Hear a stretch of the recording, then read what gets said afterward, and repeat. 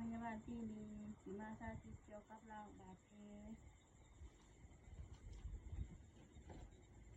ประวัติคนจีบก็คือคนจีบนางสุดาพรพุทธแก้วอายุ20 ปีเขา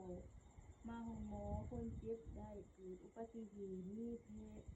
แผลอยู่แขนข้างหนึ่งเขาห้องหมอได้3 วันตั้งแต่วันที่6 เดือนสิงหาวันที่9 เดือน4มื้อนี้จะมาล้างบาดแผลให้คนเจ็บเพื่อให้บาดแผลหายดี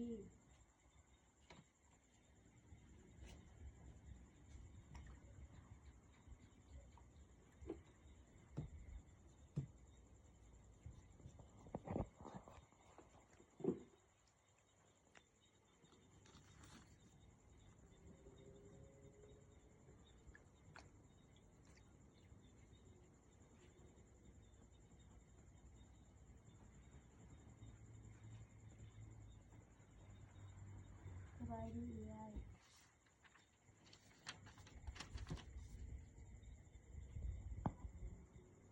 ชื่อยังดีอายุจักปีอยู่บ้านใดเมืองใดเขตใดที่นี่น้องจะมาล้างบาดแผลให้เด้อเพื่อให้บาดแผลสะอาดดีขึ้นโดยน้องชื่อว่านางดาวาเทียนสายพยาบาลที่มีทานหมอที่เป็นหมอไม้ให้ล้างบาดแผล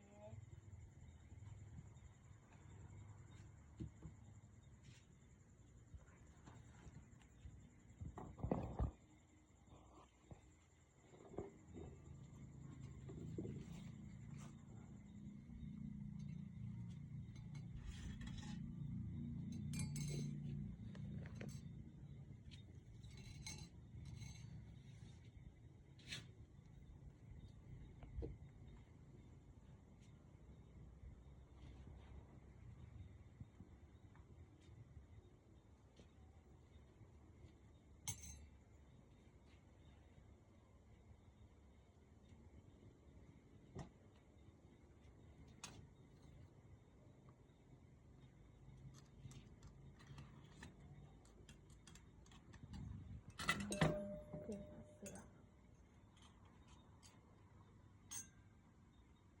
คำนึงเป็นยังไงเลย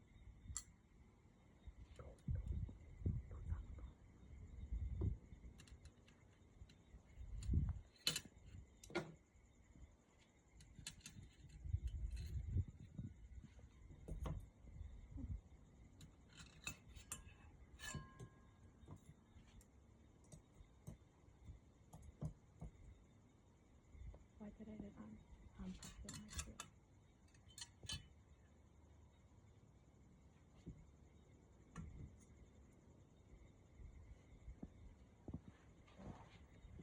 สร้างมาตัวตั้งอยู่จะไปจิบตัว